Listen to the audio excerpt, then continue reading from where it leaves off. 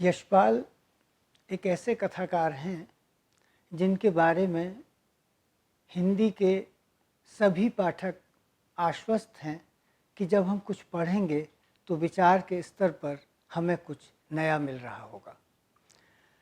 दरअसल यशपाल की रचना यात्रा स्कूली दिनों से प्रारंभ हुई। वे मिडिल क्लास के छात्र थे और उन्होंने अपने से बड़ी कक्षा के छात्रों की हस्तलिखित पत्रिका में कुछ रचनाएं देखकर इसकी प्रेरणा ली। मिडिल क्लास के बच्चों ने एक हस्तलिखित पत्रिका निकाली और यशपाल ने उसमें अपनी पहली कहानी लिखी। कहानी थी अंगूठी। एक मित्र एक अंगूठी अपने दूसरे मित्र को देता है और इस वादे के साथ कि वह इस अंगूठी को हमेशा अपने साथ रखेगा। लेकिन होता यह है कि जिसके पास अंगूठी है उसका एक मित्र बहुत संकट में पड़ जाता है। उसकी मदद के लिए वो अंगूठी उसको दे देता है और अंगूठी उससे अलग हो जाती है। इस कहानी को पढ़ कर के छात्रों ने यशपाल को ढेरों बधाइयाँ दी। उन्होंने कहा कि ये तो मौलिक कहानी है, इसे पढ़कर मज़ा आ गया। यशपाल को लगा कि उनके भीतर एक कथाकार बन सकता है। यहाँ से प्रारंभ हुई यशपाल की रचना यात्रा। अब सवाल ये उठता है कि एक रचनाकार जब रचना यात्रा का प्रारंभ करता है तो उसके प्रेरक कौन होते हैं। यहाँ एक मित्र प्रेरक बना, लेकिन बाद में उनके शिक्षक उदय शंकर भट्ट, जो एक अंतर्राष्ट्रीय ख्याति के व्यक्ति थे, उन्होंने उन्हें प्रोत्साहित किया। उनकी शुरुआती रचनाएं उन्होंने ही पत्रिकाओं में भिजवाईं और भ्रमर नाम की एक पत्रिका में उनकी पहली रचना का प्रकाशन हुआ। यशपाल ने लिखना प्रारंभ किया और अपनी रचनाओं को प्रभा और प्रताप में भेजना शुरू किया। प्रभा और प्रताप उस समय की ऐसी पत्रिकाएं थीं जिनमें छपना अपने आप में बहुत ही सम्मान की बात मानी जाती थी। जब प्रभा और प्रताप के संपादकों में नवीन जी और विद्यार्थी जी जैसे लोग शामिल थे और रचना का पत्रिका में प्रकाशित होने के लिए स्वीकृत होना अपने आप में बड़े सम्मान की बात होती थी, तब यशपाल की प्रायः अनेक रचनाएं प्रभा और प्रताप में छपती रही। इसके बाद अनायास कुछ ऐसे कारण बने कि यशपाल जी को जेल जाना पड़ा और जेल में रह कर के उन्हें लगता था जैसे वो किसी पिंजरे में कैद हैं। ऐसे पिंजरे में कैद हैं जिससे उड़ान भरना उनकी कल्पनाओं ने प्रारंभ कर दिया। ऐसे में पिंजरे की उड़ान, वो दुनिया, ज्ञानदान जैसे संग्रहों में जो कहानियाँ आईं वो यशपाल के जेल जीवन की कहानियाँ थीं। यशपाल जी ने अपने आसपास, अपने मित्रों, अपने कैदियों, अपने साथियों को वो रचनाएं सुनाईं और उनसे उनकी प्रतिक्रियाएं लीं। वो हर श्रोता को बहुत ही महत्व दिया करते थे और ये बात उनकी तब तक बनी रही जब वो बोलकर लखनऊ में अपने कमरे में एक व्यक्ति को लिखाने का काम किया करते थे। वो पूछते थे कि जो मैंने तुम्हें लिखवाया, क्या उस रचना में कुछ मज़ा आया। कहानी की परिस्थितियों को खोजने के लिए यशपाल जी ने कभी इस बात में यकीन नहीं किया कि हम दुनिया भर में घूमें, घर से बाहर घूमते रहें और अपने पात्रों को तलाश करें। उनका कहना था कि ये बिल्कुल ज़रूरी नहीं है कि हम पात्रों की खोज में घूमते फिरें, बल्कि हमारी बातचीत के टुकड़ों में भी पात्रों और स्थितियों की तलाश की जा सकती है। ये निम्न मध्य वर्ग से निकले हुए पात्र होते थे, वहीं की स्थितियां होती थीं और यशपाल जी का होता था उन्हें समझना। एक बात जो यशपाल के बारे में कहनी बहुत ज़रूरी है वो ये कि वो ऐसे स्वांतः सुखाए लेखक नहीं थे जिनके बारे में ये कहा जाता है कि वो सिर्फ अपने लिए लिखते हैं। यशपाल जी ने स्वांतः सुखाए का अर्थ लगाया समाज सुखाए। समाज के सुख के लिए रचना को ही वो स्वांतः सुखाय मानते थे। सबसे बड़ी बात ये कि एक लॉजिकल आयरनी यशपाल के लेखन में हमें मिलती है। वो विचार की एक ऐसी यात्रा अपनी रचनाओं में कराते हैं जिसको पूर्णता तक ले जाकर ही वो एक आयरनी रचते हैं। वो एक इस तरह की तर्कशीलता होती है जिसे समझने के लिए इससे पहले कम प्रयास किए गए थे। समाज में व्याप्त विसंगतियों को देखते हुए यशपाल ने अपने लेखन की शुरुआत शुरू से ही की। अंगूठी कहानी तो एक संयोग बनी थी, लेकिन यशपाल जी कहते हैं राइट फ्रॉम लाइफ, यानी जीवन को देखो और जीवन से लिखो। इस तरह की रचना जो वास्तविक लगे, जो असली लगे, जिसमें पाठक की रुचि बने, और कंपोजिटर भी अगर शिकायत कर दे तो समझिए कि कहानी में कुछ गड़बड़ है। इस तरह का विश्वास रखने वाले लेखक यशपाल जी थे, जिन्होंने दृश्यों को देख करके रचनाएं लिखी। उन्हें लखनऊ के एक पुल में एक बुढ़िया रोती हुई दिखी और उन्होंने एक कहानी रच डाली। उन्होंने लिखा दुख का अधिकार। आप अगर दुख का अधिकार को पढ़ेंगे तो आप जान जाएंगे कि रकाबगंज पुल पर बैठी हुई वो बुढ़िया दरअसल रो क्यों रही थी। दरअसल 5 बरस की बच्ची लज्जा जब अपने कुर्ते से अपना मुंह ढकती है तो यशपाल की कहानी फूलों का कुर्ता बनती है।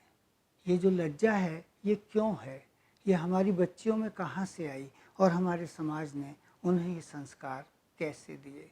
फूलों का कुर्ता एक छोटी सी कहानी होकर भी एक बड़ा प्रश्न बन जाती है। 1939 से यशपाल जी की कहानियों ने संग्रहों में जगह बनाना प्रारंभ किया। उनकी पहले संग्रह की कहानियाँ पिंजरे की उड़ान में शामिल हुईं और अंतिम संग्रह 1977 में उनके निधन के बाद प्रकाशित हुआ लैंप पोस्ट। लैंप पोस्ट की कहानियों के बारे में बहुत सारे लोगों का कहना है कि ये कहानियाँ दरअसल यशपाल जी की कुछ कमज़ोर कहानियाँ थीं, शुरुआती कहानियाँ रही होंगी जिन्हें यशपाल जी ने संग्रहों में अपने जीते जी छपवाना ठीक नहीं समझा था।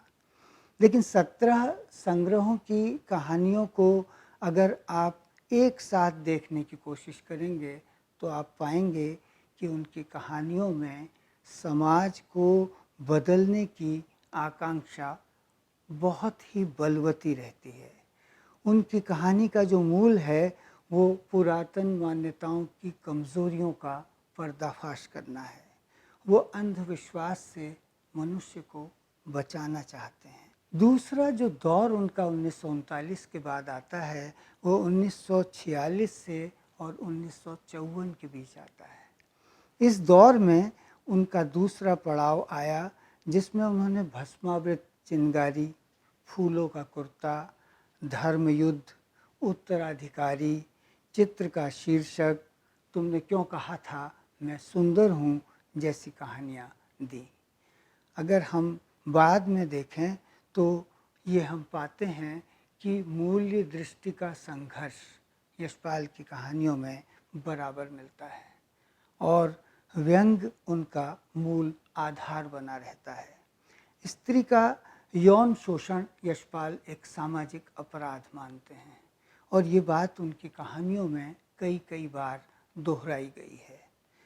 55 से अंत तक उनकी कहानियों का तीसरा पड़ाव है, यानी कि लैंप पोस्ट से पहले तक के संग्रह में आई कहानियाँ उनके तीसरे पड़ाव की कहानियाँ हैं और इसमें उत्तमी की माँ, भैरवी, सच बोलने की भूल, खच्चर और सादगी, भूख के 3 दिन जैसे संग्रह हैं। उत्पीड़न और विसंगतियों के विरुद्ध यशपाल निरंतर रचनारत रहे। उन्होंने देश के अभिमान की संपत्ति एक कवि को मकरील में प्रस्तुत किया है।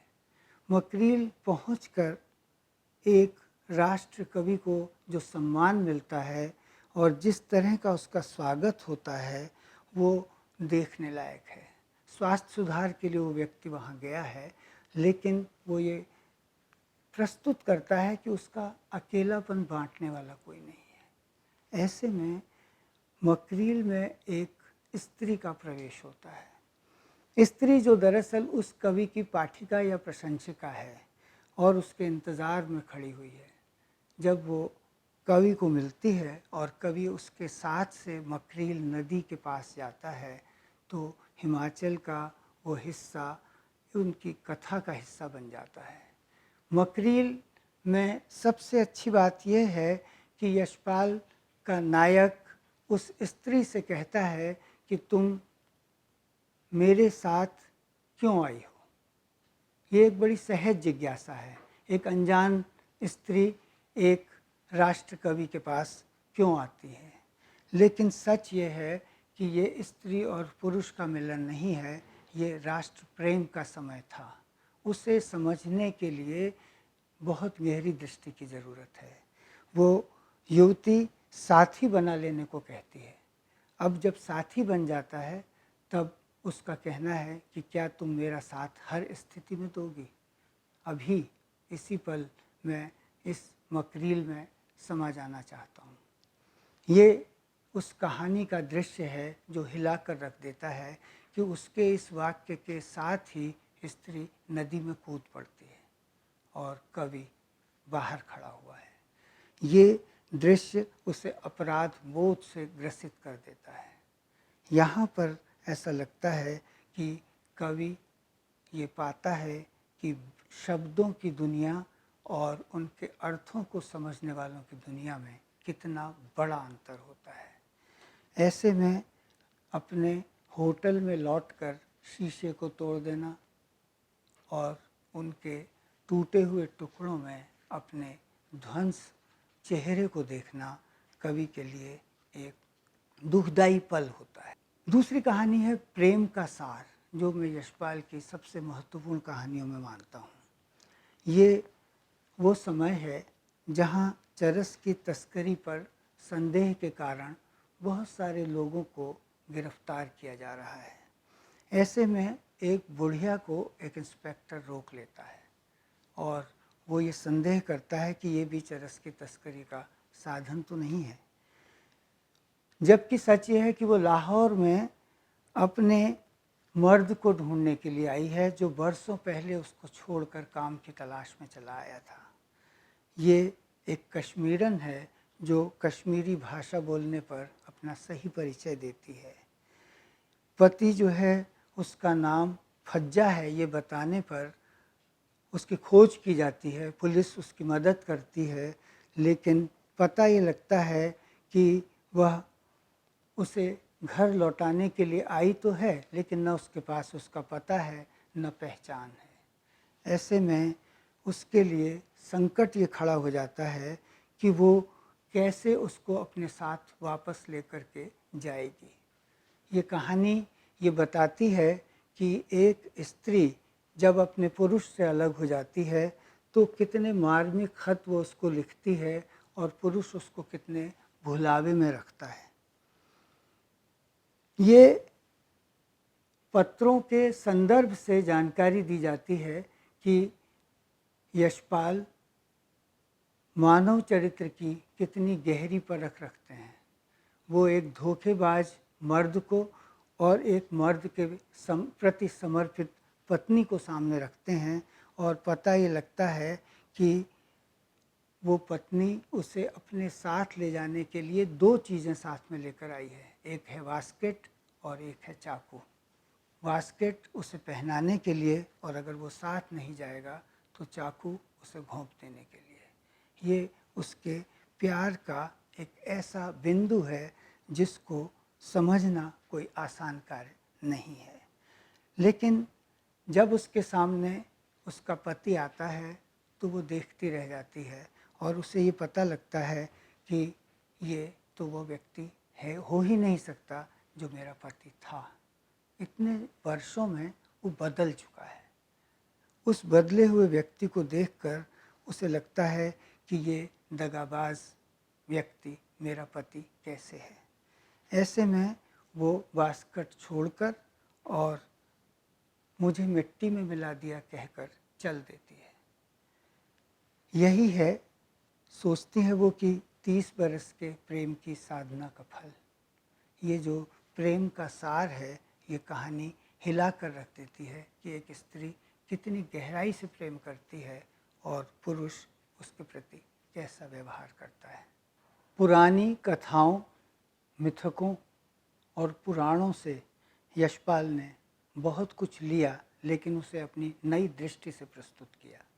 उनकी शंभू कहानी को अगर देखा जाए तो उनकी पक्षधरता साफ नज़र आती है। शंभू के उपदेशों से शूद्रों ने सीखा, भ्रम से होती है परवशता। शूद्रों ने सेवा कर्म छोड़ा तो ब्राह्मणों की हालत खराब हो गई। उन्हें लगा कि अब उन्हें भी वो नीच कर्म करने पड़ेंगे और एक यथार्थ से गहरा साक्षात्कार होगा। राम के सैनिकों ने शूद्रों को बंदी बना लिया और राम तो शंभू को खींचकर बाहर ले आए और शंभू के केश पकड़कर उन्होंने एक तरह से उसे मुक्ति दे दी। ये मुक्ति कैसी थी? जो मुक्ति शंभू पहले खुद मांग रहा था, लेकिन जब उससे ये कहा गया कि मुक्ति धर्म तो ब्राह्मण का है, तो उसके मुंह से निकला कि तब फिर मुझे ये मुक्ति भी नहीं चाहिए। ये जो मुझे फिर यह मुक्ति भी नहीं चाहिए, यह वाक्य कहानी में आने का अर्थ है कि शंभू के जरिए यशपाल अपनी पक्षधरता दिखा रहे हैं और शंभू कहते हैं कि मुझे ये मुक्ति नहीं चाहिए और राम उसका वध कर देते हैं। ऐसे में ब्राह्मणों की ओर से जो आया हुआ वाक्य है वो ये बताता है कि अब धर्म की स्थापना हो गई है। उस समय में जब धर्म की स्थापना इस तरह से होती रही तो आप सोचिए कि लंबे समय तक धर्म की स्थापना कैसे हुई होगी। शंभू पढ़कर आज भी हम हिल जाते हैं। ये यशपाल की सबसे छोटी कहानियों में एक है, लेकिन सबसे बड़ी मार करने वाली कहानी है। एक कहानी है इंजीनियर साहब के बच्चे की, आदमी का बच्चा। ये जो आदमी का बच्चा है, दरअसल ये डॉली नाम की एक बच्ची है जो चीफ इंजीनियर की बेटी है, जिसे एक बड़ा अनुशासन भरा जीवन मिलता है। उसके खाने का समय तय है, स्कूल जाने का समय तय है, खेलने का समय तय है। ये भी तय है कि उसे किसके साथ नहीं खेलना है, ये भी तय है कि उसे क्या खाना है, उसे क्या नहीं खाना है। लेकिन डॉली को जाना है माली के उस बच्चे के पास जो अभी अभी पैदा हुआ है। छोटे बच्चे को देखकर उसके मन में एक जिज्ञासा पनपती है और वो उसके पास चली जाती है। ऐसे में डॉली की आया को मालकिन से जो डांट पड़ती है वो देखने लायक है। यहाँ एक वर्ग विशेष की आदतें खुलती हैं और यशपाल बड़ी सहजता से ये बताते हैं कि हम कैसे समाज में जीने को विवश हैं, जहाँ वर्ग सीधे सीधे विभाजित हैं, जहाँ चीफ इंजीनियर की बच्ची माली की बच्ची से नहीं मिल सकती क्योंकि उसका वर्ग ही दूसरा है। लेकिन एक संकट तब आ खड़ा होता है जब इंजीनियर साहब के यहाँ कुतिया के भी बच्चे पैदा हो जाते हैं और बच्चे कई बच्चे हैं। अब उन बच्चों को अगर वो बांट देते तो कई जगह उनके जैसे कुत्ते हो जाते। इस आशंका से वो कुत्तों को दूसरों को देते भी नहीं हैं। मेहतर के जरिए उन बच्चों को गर्म पानी में मरवा देते हैं। ये जो जीवन है इसमें कितनी कठोरता भरी है, ये दिखाने के लिए यशपाल इस प्रसंग को रखते हैं। लेकिन कारण ये है कि दूसरों के पास हमारे जैसे कुत्ते क्यों हों। लेकिन वो बच्ची क्या करे जिसकी जिज्ञासाओं का कोई अंत नहीं है। वो पाती है कि ये कुत्ते के बच्चे कहाँ चले गए। जब उसे बताया जाता है कि कुत्तों को तो इसलिए मरवा दिया गया है ताकि वो जो कुतिया है वो इतने बच्चों को दूध कैसे पिलाएगी, वो इसीलिए रोते रहते थे, वो न रोएं इसलिए उन्हें मरवा दिया गया है। लेकिन उस माली के बच्चे का क्या होगा जिसके रोने की आवाज़ सुनकर इंजीनियर की बच्ची ये समझती है कि क्या अब उसे भी गर्म पानी में डुबोकर मरवा दिया जाएगा। एक बाल मानस कैसे तैयार होता है, इस ओर ध्यान दिलाने के लिए लिखी गई ये कहानी गंभीरता से हमारा ध्यान आकर्षित करती है, वर्गों के बीच की दूरी बताती है, उसका फ़र्क बताती है, जीवन और मृत्यु का अर्थ बताती है, भाषा में चुपचाप व्यंग कैसे आकर बैठ जाता है ये समझाती है और बताती है कि जीवन की विद्रूपता दिखाने के लिए एक बड़ा कथाकार कितनी सहजता से अपनी कहानी के विषय का चुनाव कर सकता है। कहानी के विषय का चुनाव यशपाल चुपके से देखकर चरित्रों को यूं ही कर लिया करते थे। समय शीर्षक एक कहानी को अगर आप देखें तो पाएंगे कि एक रिटायर्ड आदमी किस तरह से एक स्वीकार करता है कि अब उसे छड़ी लेकर घूमने के लिए अकेले ही निकल जाना चाहिए। जो पहले कई छड़ियां घर में ला चुका है और उन्हें एक कोने में रख दिया जाता है और वो ये चाहता है कि उसके साथ रोज़ लखनऊ के हज़रतगंज जाने के लिए परिवार का कोई सदस्य साथ हो ले। बल्कि ये कहता है कि क्या कोई सवारी है हज़रतगंज की, लेकिन एक दिन ये पाता है कि कोई भी उसके साथ चलने के लिए तैयार नहीं है, क्योंकि बच्चे बोर होने लगे हैं। जो उम्र दराज लोग हैं उसके परिवार के, वो उसके साथ यूं ही जाना नहीं चाहते। ऐसे में उसे ये लगता है कि अब वो समय आ गया है जब छड़ी ही उसका एक सहारा बन सकती है। वो छड़ी को साथ लेता है और कहता है कि अब मुझे छड़ी के साथ घूमने के लिए निकल पड़ना चाहिए। ये एक बुज़ुर्ग की एक ऐसी कहानी है जिसे पढ़कर हमें उषा प्रियंवदा की वापसी के बूढ़े से भी कम कष्ट नहीं होता। एक कहानी जिसकी ओर यशपाल की कम ध्यान दिया गया है वो है पाप का कीचड़। पाप का कीचड़ कैसा होता है ये देखना हो तो रोजेरियो तांगे वाले और फादर सेविल के संवादों को आप सुन सकते हैं। फादर सेविल शहर में आते हैं और चर्च जाने के लिए वो जब एक तांगे में बैठते हैं तो रोजेरियो का तांगा उनके हिस्से आता है और वो न बोलता है न चालता है, बैठाता है और तांगा लेके चल देता है। उसके अंदर आम तांगे वाली कोई आदत नहीं है, न वो अपनी घोड़ी से बात करता है न अपनी सवारी से बात करता है। तो फादर कहते हैं कि क्या तुम्हें कोई कष्ट है? वो कहता है नहीं, मैं तो बहुत सुखी आदमी हूँ, मुझे कोई कष्ट नहीं है। तो कहता है कि क्या तुम्हें लगता है कि ईश्वर तुमसे खुश है? वो कहता है हाँ मुझे तो यही लगता है। लेकिन फादर कहते हैं कि नहीं, ईश्वर तुमसे खुश नहीं है। ईश्वर कुछ चाहते हैं, तुम्हें कुछ करना होगा। तो कहता है फादर मैं क्या करूं कि ईश्वर मुझसे खुश हो जाए? बड़े सादे तरीके से ये कहानी बताती है कि मनुष्य के बदलने में कितना कम समय लगता है। फादर उसे किराए के अतिरिक्त 1 रुपया देते हैं और कहते हैं कि तुम आज शराब पी करके जाना, सिगरेट पीना, जो दोनों काम तुम नहीं करते हो, और पत्नी के काम की कोई चीज़ छुपा देना और उसे 2 घंटे से पहले बताना मत। ये छोटी छोटी चीज़ें हैं, लेकिन घर में जाकर के वो ये काम जब करता है तो पत्नी के लौटने पर वो एक खलनायक बन चुका होता है। पत्नी कहती है तुम्हारे मुंह से दुर्गंध आ रही है, क्या तुमने शराब पी है? कहता हाँ पी है, तुम्हें क्या है? ये जो वाक्य है ये बताता है कि ये अनायास आ गया एक वाक्य है। ये शराब ने उसे ये वाक्य दिया है।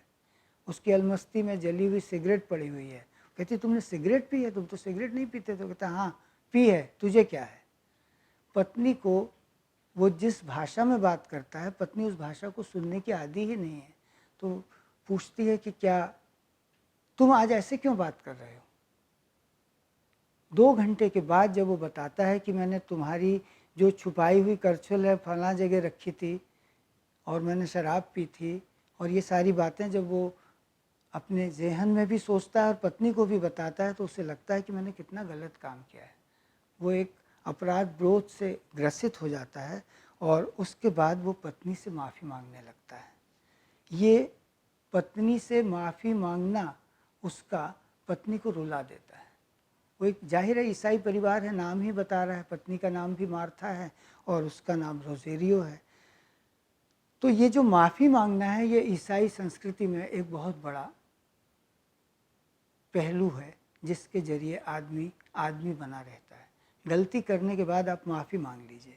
तो उसे लगा कि मैं गलती करूं, लेकिन वो गलती में क्या होता है कि पत्नी पति के पास आती है और इस तरह से एक दूसरे के करीब आते हैं जैसे जीवन में कभी नहीं आए थे। वो जो करीब आना है वो उनके जीवन में एक लय की वापसी है। वहाँ वो एक दूसरे को प्रेम करने लगते हैं, एक दूसरे के इतना करीब आते हैं कि पत्नी गर्भवती हो जाती है, उसके बच्चे हो जाते हैं। धीरे धीरे परिवार में एक नई चीज़ें आने लगती हैं और वो परिवार सिर्फ एक पति और पत्नी का परिवार न रहकर पति पत्नी और बच्चों का परिवार बन जाता है। 5 वर्ष बाद जब फादर फिर आते हैं और उससे पूछते हैं कि तुम्हारा क्या हाल है, तो ये पाते हैं कि उसका हाल तो सांसारिक पापों में लथपथ व्यक्ति की तरह से है। अब ये व्यक्ति दरअसल ज़मीन का मनुष्य बन चुका है और इसका लाभ एक धार्मिक उपदेशक, एक पादरी क्या देख रहा है कि भगवान जो है वो पापी को तार देगा। अगर किसी व्यक्ति को कोई कष्ट ही नहीं है, उसने पाप ही नहीं किया है, तो फिर भगवान का क्या काम है। भगवान उसको तारे, इसके लिए व्यक्ति का पाप करना ज़रूरी है। पाप की कीचड़ में सने हुए इस व्यक्ति को अब ईश्वर तार देगा और पुण्य का जो अहंकार है वो उसका उससे कैसे छूट जाता है। दरअसल ये उसकी कहानी है। यशपाल की कहानी पर्दा को लेकर के सभी लोग परिचित हैं और ये बहुप्रचारित कहानी है। इसको यूँ देखा जाता है कि जैसे पठान कैसे वसूली करने के लिए आता है अपने उधार की। दरअसल ये कहानी उधार की वसूली नहीं है। इस कहानी में यशपाल ये बताते हैं कि चौधरी पीर बख्श का परिवार, जो एक पुराना इज्जतदार परिवार था, कैसे एक कच्चे मोहल्ले में रहकर आने के लिए मजबूर हो जाता है बदलते हुए समय में। जब सब कुछ ढह रहा है तब पुराने ताजो तख्त ढह रहे हैं, सामंतवाद ढह रहा है, लोगों के पास जो जमा पूंजी है वो नष्ट होती जा रही है। ऐसे में चौधरी पीर बख्श का परिवार भी बड़ा होने के कारण टूटता जा रहा है। अब एक पर्दा बचा है जो उनके परिवार की इज्जत को बचा कर रखता है। लेकिन जब वो उधार लेने के लिए मजबूर हो जाते हैं पठान से, तो पठान कैसे उधार की वसूली करता है। उन संवादों में पता लगता है कि उधार वापस लेने वाले पठान के लिए हर ग्राहक एक जैसा है, चाहे चौधरी पीर बख्श हो चाहे कोई सामान्य आदमी। वो पर्दा झटकते ही जैसे पूरे परिवार की सच्चाई सामने आ जाती है। बगैर कपड़ों के स्त्रियां किसी तरह अपने शरीर को ढके हुए, और पर्दा दरअसल जिस भावना का अवलंब है वो तब नहीं रह जाती। और उसके बाद पता लगता है कि पर्दा किन चीज़ों को ढके रहता है। एक कहानी जिसका शीर्षक यशपाल के लंबे शीर्षकों में से एक है, वो मुझे कई अर्थों में बहुत आकर्षित करती है। तुमने क्यों कहा था मैं सुंदर हूँ। ये दो बीमारों की कहानी है जो दरअसल माया और निगम नाम के चरित्र हैं। और निगम एक चित्रकार है जो माया को धीरे धीरे आकर्षित करने के लिए उसके पास जाता है, ऐसा वातावरण बना देता है और माया के मन में ये भ्रांति हो जाती है कि ये मुझे चाहने लगा है। लेकिन जब वो क्षण आता है तो वो व्यक्ति पीछे हट जाता है और एक स्त्री भीतर से चीख कर बोलती है कि तुमने क्यों कहा था कि मैं सुंदर हूँ। ये कहानी कई अर्थों में हमें फ्रायड के प्रभाव से जोड़ती है और फिर उसके प्रभावों से मुक्त होते यशपाल को भी दिखाती है। और स्त्री पुरुष संबंधों पर जितनी कहानियाँ लिखी गई हैं उनमें यशपाल की इस कहानी को लंबे समय तक लोगों ने याद रखा। यशपाल किसी भी तरीके के बंधन को स्वीकार नहीं करते थे। न उन्हें धर्म का बंधन स्वीकार था, न पुरुष सत्ता का बंधन स्वीकार था, न नैतिकता का, न सामाजिकता का, न आदर्शवाद का। वो दरअसल कुंठा की गांठें खोलते हैं, चाहे कैसी भी कुंठा क्यों न हो। जीवन की स्थितियाँ, विडंबनाएं, शोषण व्यवस्था, पूंजीवादी मूल्यों का अंतर्विरोध, ये सब छद्म जैसे उन्हें पर्दाफाश करने हैं। उनकी तर्कशीलता, कल्पना, यथार्थ और विचारधारा मिलकर एक ऐसा कहानी का संसार सधी भाषा में रचते हैं जहां अनर्गल विवरणों से आसानी से बचा जा सकता है। धन्यवाद।